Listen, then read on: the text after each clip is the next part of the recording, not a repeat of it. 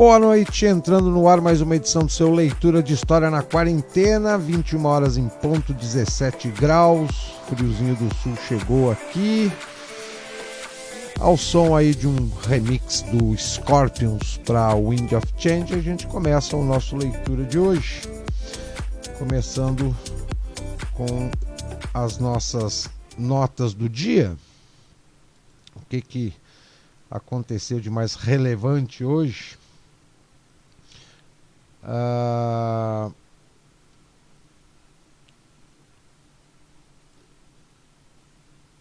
O assunto do dia hoje é a questão das prisões na PF e do nosso ilustre ministro da Educação, né, que todo mundo fica aí querendo aparecer ser o diferente e acaba só criando mais confusão. Eu li hoje uma nota que saiu no jornal Zero Hora de Porto Alegre, aonde a manchete diz o seguinte: coronavírus vai acabar com uma das mais caras tradições gaúchas, ou seja, o chimarrão, né? Não bastasse a ditadura do politicamente correto e seus discursos hipnotizantes, agora vem a ditadura do sanitariamente correto, pautado na realidade de pânico e medo fabricado pela mídia e pelos governos. Eu acho que essa manipulação através da estratégia do medo, do pânico e dessa guerra psicológica já ultrapassou os limites, né? Se alguém queria tirar a responsabilidade individual de cada cidadão, parece que está conseguindo, porque ninguém mais se responsabiliza por nada. Tudo agora é responsabilidade ou da mídia divulgar, da mídia dizer o que tem e o que não tem que fazer, e os políticos ali com os cordões no comando dos cordõezinhos dos marionetes, né? Ora eles querem, vem com o discurso de nós queremos cuidar da sociedade, da população, outra hora eles parecem mais os carrascos que querem ver todo mundo trancado dentro de casa morrendo de fome. Então a gente não sabe muito bem ao certo aonde tudo isso vai levar. Agora, dizer que chimarrão, que é uma tradição secular, pode ser prejudicial à saúde por causa dessa história de coronavírus e outros bichos mais. Outra coisa que eu acho uma tremenda uma palhaçada, não pode sair na rua, mas se sai de máscara, né? Desde o princípio da pandemia foi dito que o coronavírus ele se propaga através de gotículas, através das gotículas de saliva que saem da boca das pessoas. Mas do jeito que todo mundo, que a mídia e os políticos ficam falando, parece que o tal do coronavírus é que nem pulga. A gente sai na rua, né, ele vai pular no cangote do cidadão e vai contaminar.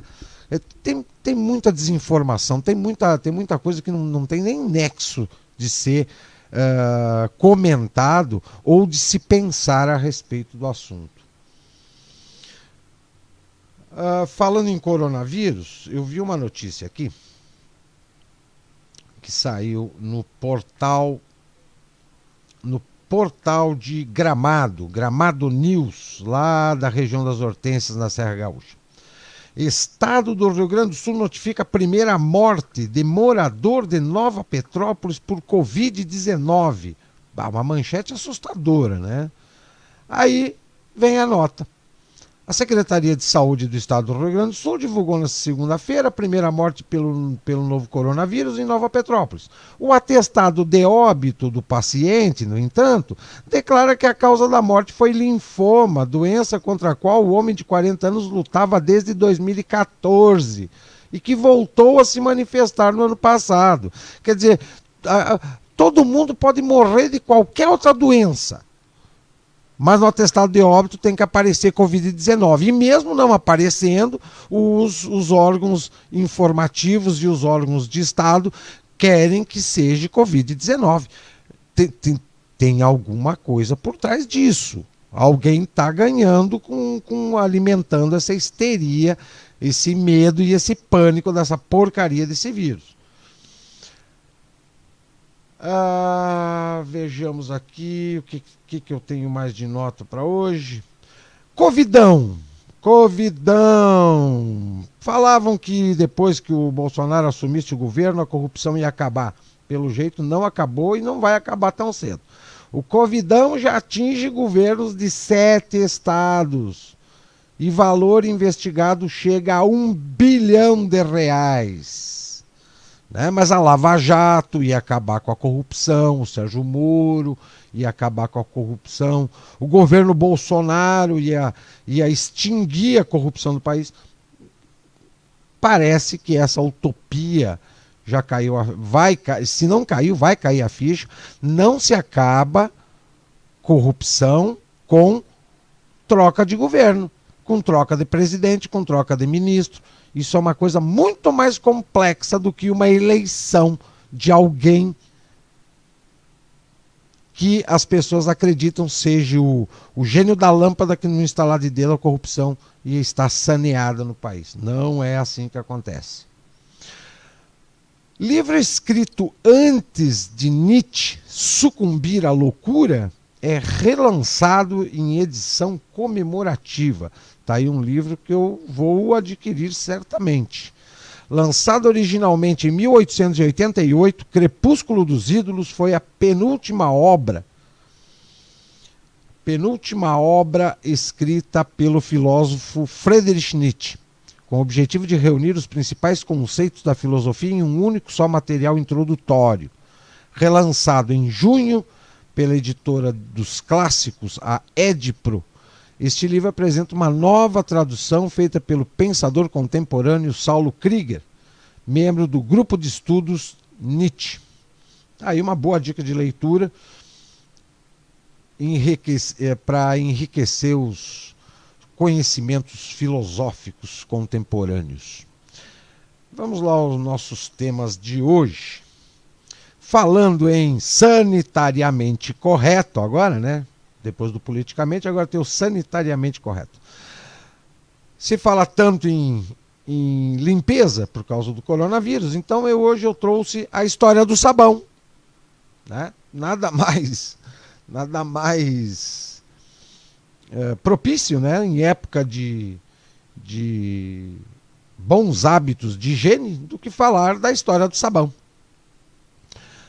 Lave as mãos frequentemente com água e sabão por pelo menos 20 segundos. Este conselho passou a se tornar cada vez mais recorrente se considerarmos a situação pandêmica que o mundo está vivendo. Cada vez mais o sabonete se torna onipresente e, por ser um produto de consumo barato, é facilmente encontrado em qualquer casa do mundo. No entanto, por mais contraditório que pareça, a sua história é muito mais suja do que muitos imaginam. Mas afinal, qual a origem do produto que todos confiam para a limpeza e higiene pessoal? Na verdade, suas raízes são um pouco confusas. Os antigos mesopotâmios foram os primeiros a produzirem um tipo de sabão ao cozinhar ácidos graxos, como a gordura obtida a partir de uma vaca, ovelha ou cabra, junto de uma porção de água e soda cáustica, uma substância cáustica derivada das cinzas da madeira. O resultado dessa mistureba era uma gosma oleosa e fedorenta.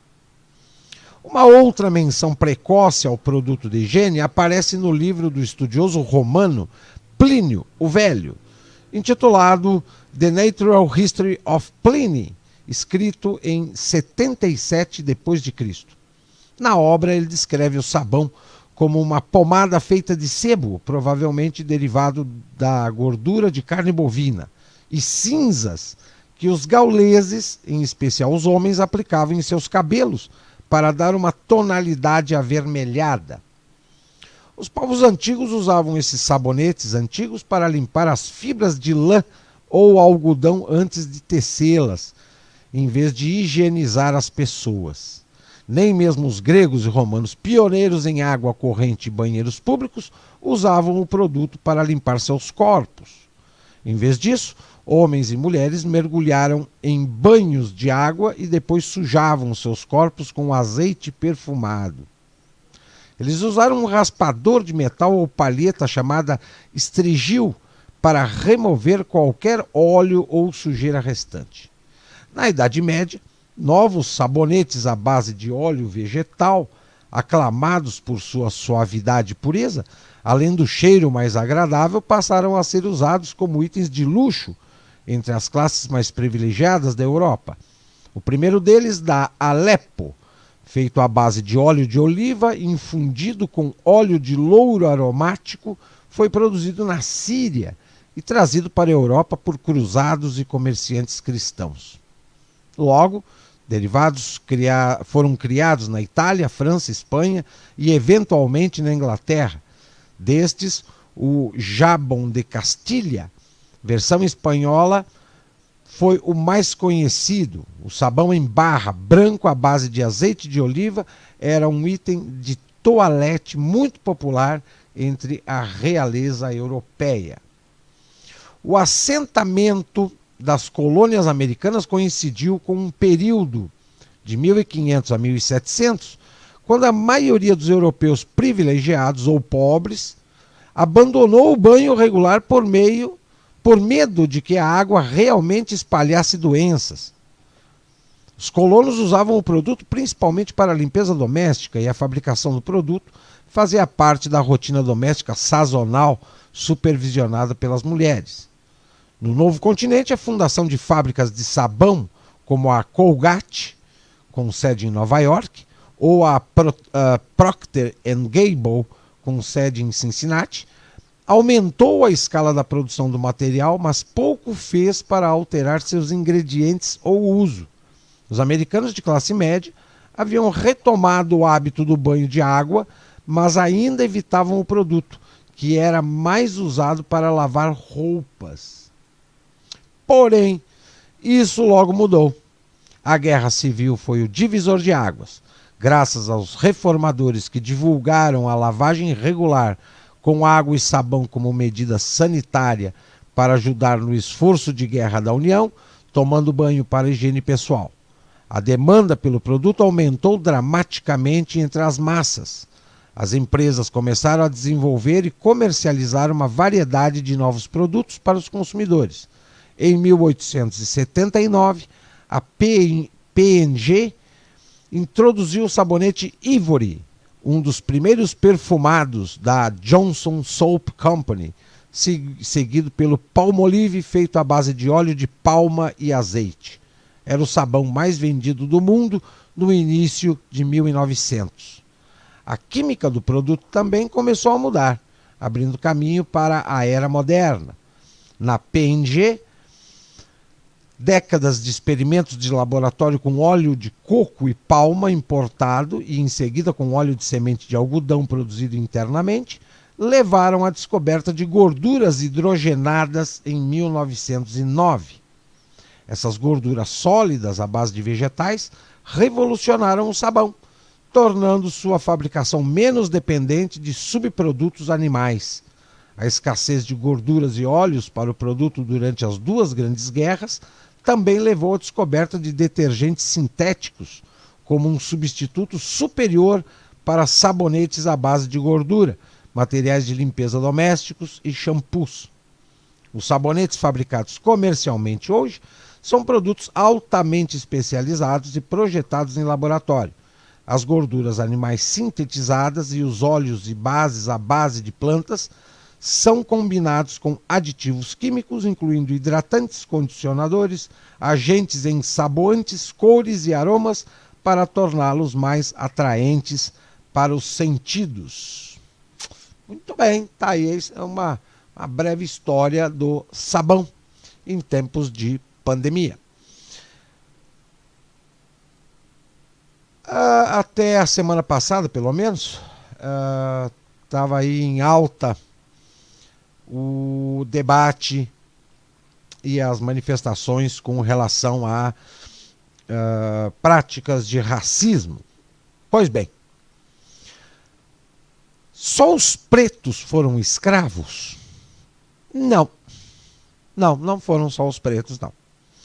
Eles vieram como escravos, carga humana transportada em navios britânicos com destino às Américas. Eles foram enviados por centenas de milhares e incluíam homens, mulheres e até crianças mais novas. Sempre que se rebelavam ou mesmo desobedeciam a uma ordem, eram punidos da maneira mais severa. Os proprietários de escravos pendurariam suas propriedades humanas pelas mãos e incendiariam as mãos ou os pés como uma forma de punição. Alguns foram queimados vivos e tiveram suas cabeças colocadas em lanças no mercado como um aviso para os outros cativos. Nós realmente não precisamos passar por todos os detalhes sangrentos, ou precisamos? Conhecemos muito bem as atrocidades do tráfico de escravos na África. Mas estamos falando sobre a escravidão africana? O rei James VI e Charles I também lideraram um esforço contínuo para escravizar os irlandeses. Oliver Cromwell, da Grã-Bretanha, aprimorou essa prática de desumanizar o vizinho ao lado. O comércio de escravos irlandês começou quando James VI vendeu 30 mil prisioneiros irlandeses como escravos para o Novo Mundo. Sua proclamação de 1625 exigia que prisioneiros políticos irlandeses fossem enviados ao exterior e vendidos a colonos ingleses nas Índias Ocidentais. Em meados dos anos 1600, os irlandeses eram os principais escravos vendidos para Antigua e Montserrat. Naquela época, 70% da população total de Montserrat eram escravos irlandeses, brancos. A Irlanda rapidamente se tornou a maior fonte de gado humano para os comerciantes ingleses. A maioria dos primeiros escravos do Novo Mundo era, na verdade, branca e não negra. De 1641 a 1652, mais de 500 mil irlandeses foram mortos pelos ingleses e outros 300 mil foram vendidos como escravos. A população da Irlanda caiu de cerca de 1,5 milhão para 600 mil em uma única década. As famílias foram destruídas porque os britânicos não permitiram que os pais irlandeses levassem suas esposas e filhos através do Atlântico. Isso levou a uma população desamparada de mulheres e crianças sem teto. A solução da Grã-Bretanha foi leiloá-los também. Durante a década de 1650, mais de 100 mil crianças irlandesas entre 10 e 14 anos foram retiradas de seus pais e vendidos como escravas nas Índias Ocidentais, Virgínia e Nova Inglaterra. Nesta época, 52 mil irlandeses foram vendidos para Barbados e Virgínia. Outros 30 mil homens e mulheres irlandeses também foram transportados e vendidos pelo maior lance. Em 1656, Cromwell ordenou que 2.000 crianças irlandesas fossem levadas para a Jamaica e vendidas como escravas para colonos ingleses. Hoje, muitas pessoas evitarão chamar os escravos irlandeses do que realmente eram, escravos. Eles apresentarão termos como servidores contratados para descrever o que ocorreu aos irlandeses. No entanto, na maioria dos casos dos séculos 17 e 18, os escravos irlandeses nada mais eram do que gado humano para os ingleses. Como exemplo, o comércio de escravos na África estava apenas começando nesse mesmo período. É bem registrado que os escravos africanos, não contaminados pela mancha da odiada teologia católica e mais caros para comprar, eram frequentemente tratados muito melhor do que seus colegas irlandeses. Os escravos africanos eram muito mais caros durante o final dos anos 1600. Os escravos irlandeses eram baratos. Se um fazendeiro chicoteava marcava ou espancava um escravo irlandês até a morte, nunca era um crime. A morte foi um revés monetário, mas muito mais barato do que matar um africano mais caro. Os mestres ingleses rapidamente começaram a criar as irlandesas tanto para seu próprio prazer pessoal quanto para obter maiores lucros. Os filhos de escravos eram eles próprios, o que aumentava o tamanho da força de trabalho livre do mestre. Mesmo que uma irlandesa conseguisse sua liberdade, seus filhos continuariam escravos de seu mestre. Assim, as mães irlandesas, mesmo com essa nova emancipação encontrada, raramente abandonam seus filhos e permanecem em servidão. Com o tempo, os ingleses pensaram em uma maneira melhor de usar essas mulheres para aumentar sua participação no mercado. Os colonos começaram a criar mulheres e meninas irlandesas com homens africanos para produzir escravos com uma aparência distinta.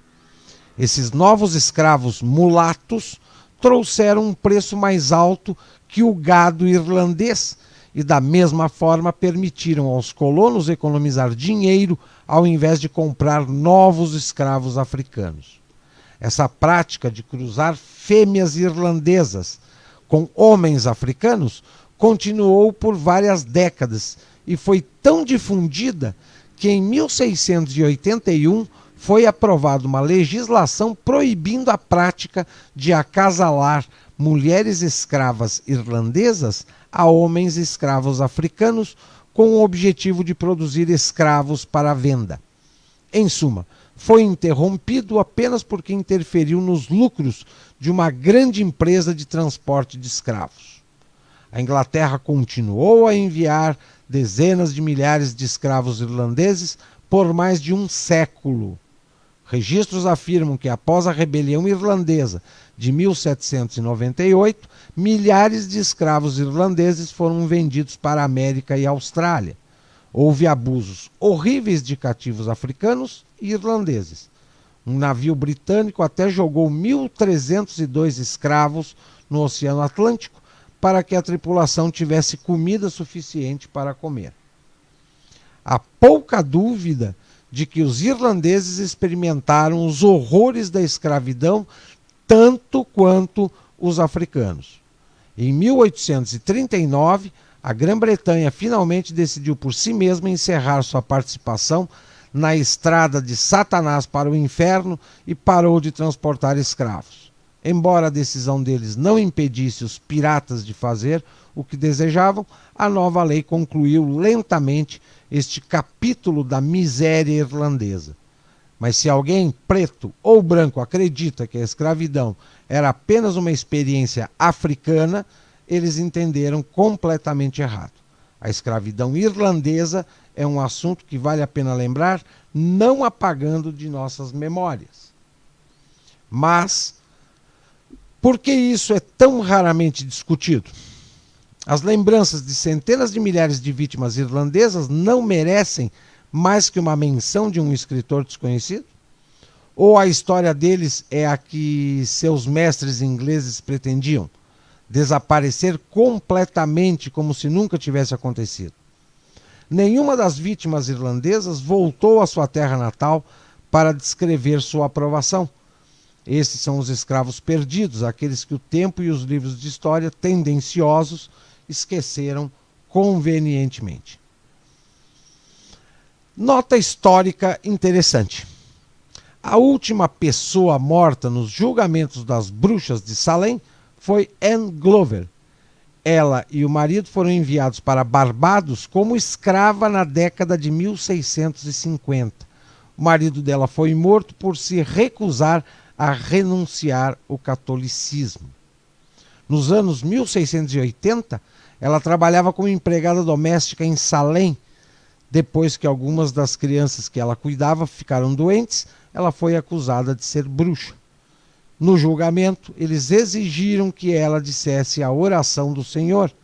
Ela fez isso, mas em gaélico, porque não sabia inglês. Aí ela foi enforcada. Algumas pessoas acreditam que somente os negros foram escravos. E isso não é verdade. Temos outros episódios ao longo da história de escravidão, como por exemplo a Europa. A população europeia foi escrava dos muçulmanos por mais de 6 séculos. Isso praticamente ninguém fala, né? Ninguém fala e ninguém divulga.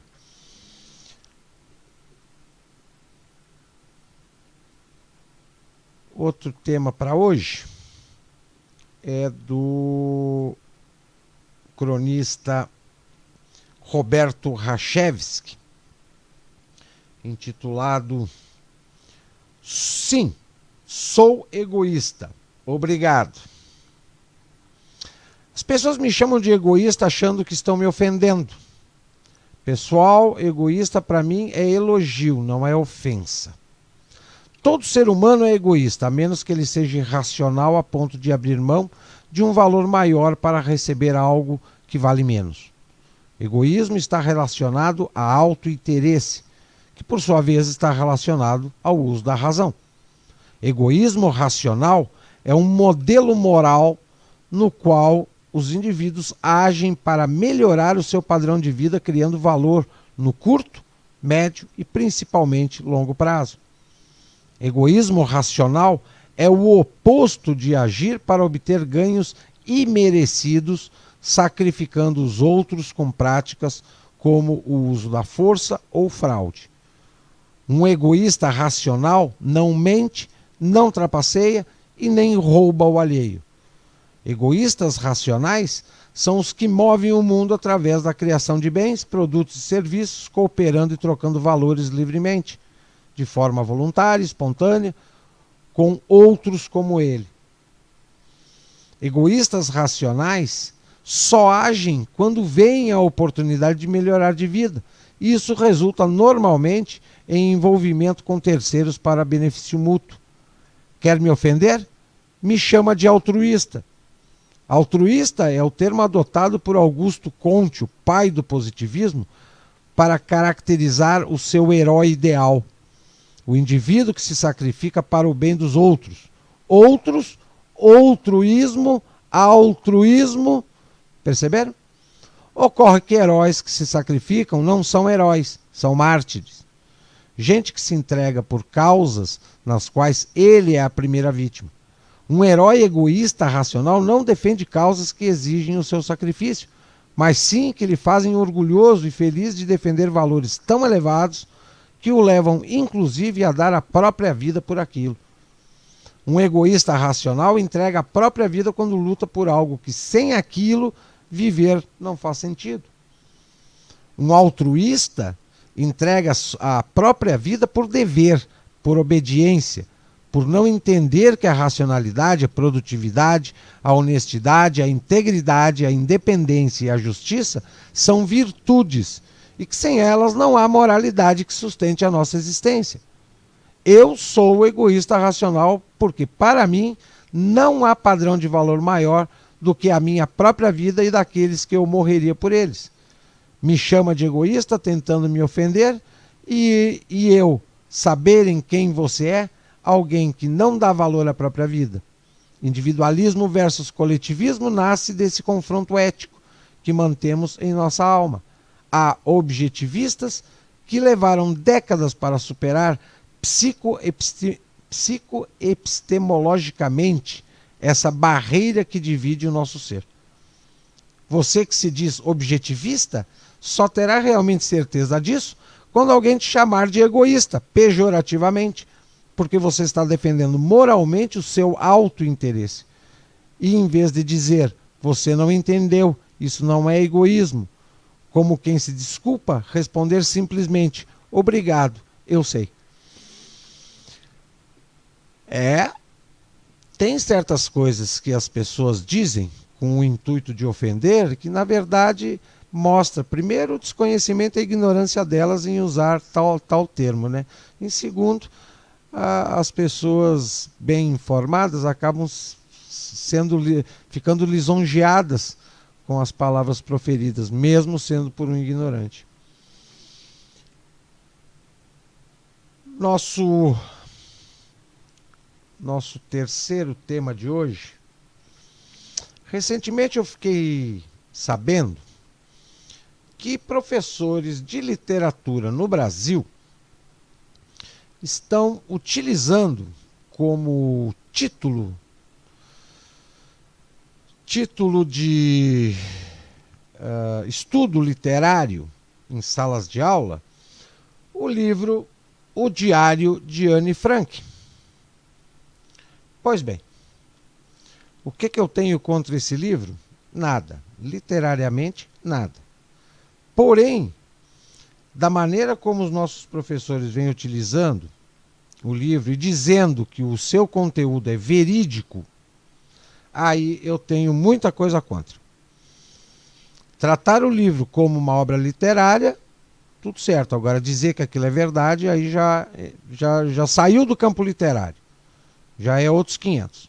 Então eu quero falar a respeito desta obra trabalhada com indicação para professores na área de literatura. Quem poderá acreditar no Diário de Anne Frank, símbolo do martírio do povo judeu na Segunda Guerra Mundial? Simon Wiesenthal, no seu livro Os Assassinos Entre Nós, nos informa à página 176 que Anne Frank teria morrido no campo de concentração de Bergen-Belsen, em março de 1945, vítima de tifo. Aliás, um dos poucos fatos passíveis de serem considerados como verdadeiros em toda a sua quilométrica bibliografia. Na mesma obra, ele informa que o pai de Anne Frank teria voltado em 1946 para a casa onde residira em Amsterdã, tendo encontrado o diário no mesmo local, no chão, onde o soldado da SS o havia arremessado, por ocasião da prisão da família. Contrariando a versão de Wiesenthal, a revista semanal Manchete, do dia 21 de março de 1992, em matéria especial sobre o novo diário de Anne Frank, informa que os manuscritos intactos ficaram em poder da senhora Mip Gies desde o início e só foram entregues ao senhor Otto, pai de Anne Frank, no momento em que ficou claro que a menina não fazia mais parte deste mundo. Aliás, neste ponto seria interessante verificar por que a senhora Mip queria garantir que os manuscritos só fossem revelados após a certeza da morte da autora. Tem-se a impressão que desconfiava que o pai publicaria os diários à revelia, mesmo contra a vontade da filha. Wiesenthal, em seu livro, informa que o diário foi traduzido para 32 idiomas, convertido em peça teatral e também num filme, que comoveu os corações de milhões de pessoas, especialmente adolescentes pelo mundo afora. Afirma que até hoje um grande número de jovens alemães se deslocam anualmente para o campo de Bergen-Belsen para rezar pela pobre Anne Frank. O Institute for Historical Review da Califórnia oferece um prêmio em dinheiro para quem provar a autenticidade dos diários. A falsificação dos diários de Anne Frank foi comprovada mais contundentemente ainda após exames científicos da tinta usada nos seus escritos. Verificou-se que parte dos textos foram escritos com caneta esferográfica, uma invenção dos anos 50. Somente devido às descobertas e denúncias do revisionismo histórico é que vem caindo, um a um, os grandes mitos do Holocausto, dos quais o Diário de Anne Frank era um dos sustentáculos mais importantes, principalmente por se dirigir aos corações e mentes dos jovens. A verdade sobre o Diário de Anne Frank foi primeiro revelada pelo jornal sueco Fria Ord. Estabeleceu que o novelista judeu Meyer Levin havia escrito o diálogo do diário e estava pedindo pagamento por seu trabalho numa ação judicial contra Otto Frank.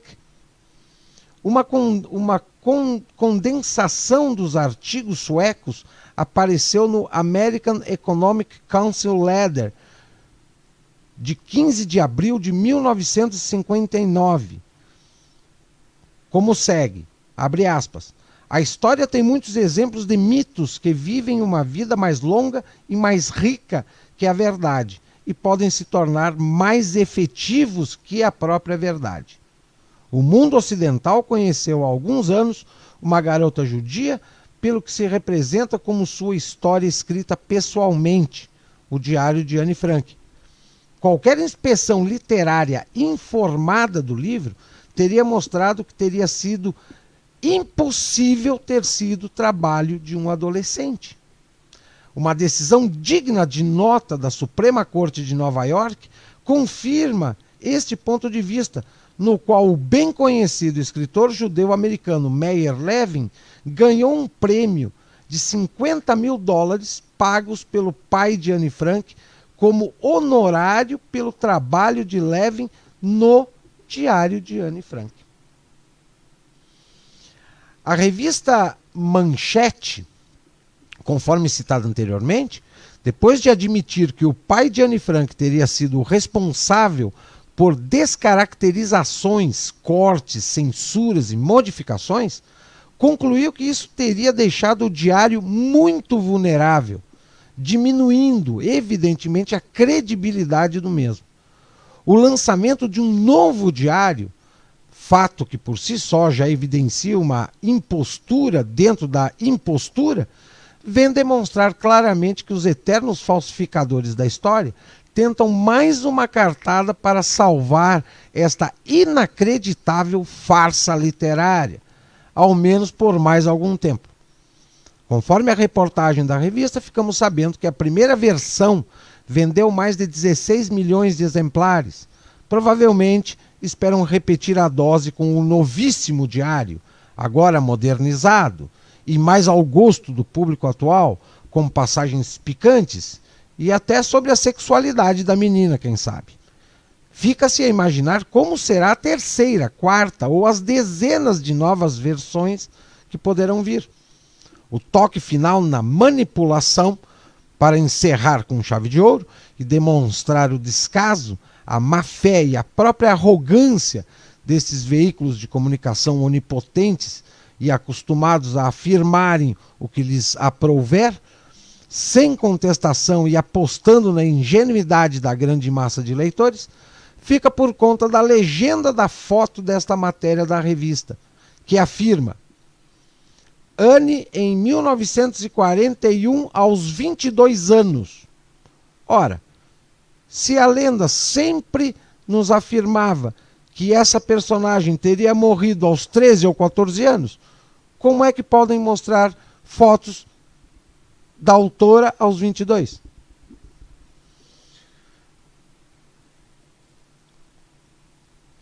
Depois que os falsificadores confessadamente admitiram que o famigerado Diário de Anne Frank nada mais é do que uma monumental impostura alterada, deturpada, manipulada para transformar-se num dos grandes best-sellers mundiais, cabe aos nossos prefeitos, vereadores, deputados estaduais, federais e todos os responsáveis pela área do ensino partirem para a ação fazendo a única coisa cabível diante de tanta falsidade e infâmia: retirar o nome desta impostura da infinidade de praças, ruas, largos, teatros e colégios e outras instituições espalhadas por todo o país e pelo mundo.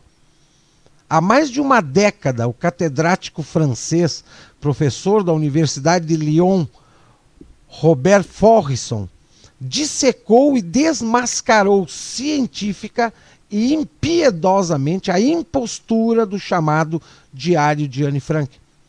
Usando a frieza da técnica investigativa inerente a todo autêntico pesquisador histórico, Faurisson provou, através de infindáveis evidências, a manipulação na elaboração dos famosos diários, além de desnudar o grande e fabulosamente rendoso negócio em que se transformou esta falsificação histórica.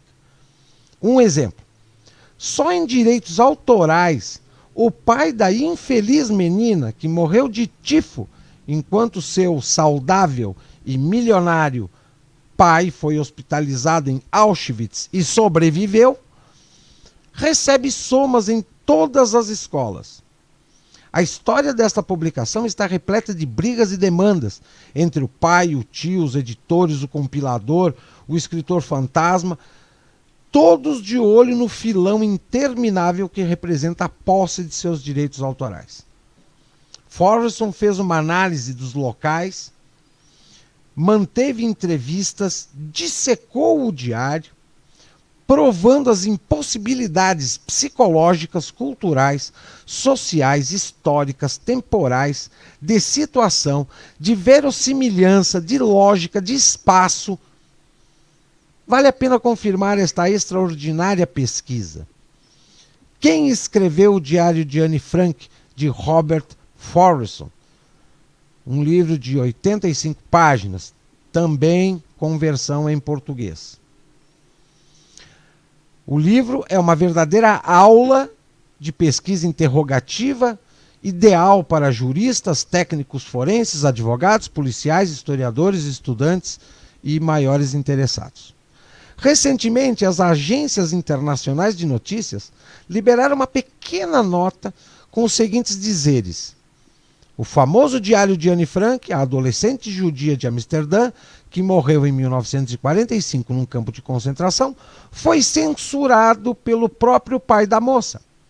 Ele retirou do texto dos cadernos onde ela escrevia tudo o que considerou escabroso e decidiu fazer algumas modificações por conta própria, por motivos morais ou de conveniência. Sem comentários. Sem dúvida, a garota Anne Frank não é uma imaginação, mas a história de seu diário, com certeza, é uma grande peça publicitária.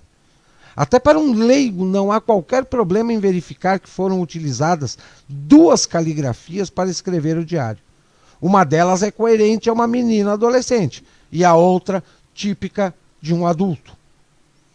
Anne Frank foi vítima de tifo, epidemia que matou milhares de alemães e detentos dos campos de concentração durante o último conflito mundial. Isso nos deixa claro o motivo da existência de fornos crematórios e do pesticida Zyklon B. Infelizmente, a farsa do diário não é divulgada por meros motivos comerciais. Ninguém está interessado em matar a galinha dos ovos de ouro. Muito bem.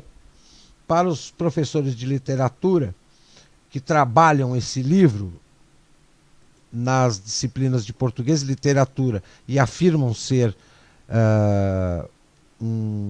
descrever fatos verídicos, comecem a prestar atenção porque estão mentindo e feio para os seus alunos. 21h43, o Leitura de História na Quarentena de hoje vai ficando por aqui. Eu retorno amanhã às 21 horas com novos temas, nesse nosso momento diário de informação e conhecimento. A partir de agora vocês ficam aí com playlist 24 horas do Bunker da Cultura, sua companhia musical na web. Eu volto amanhã, uma boa noite a todos e até lá!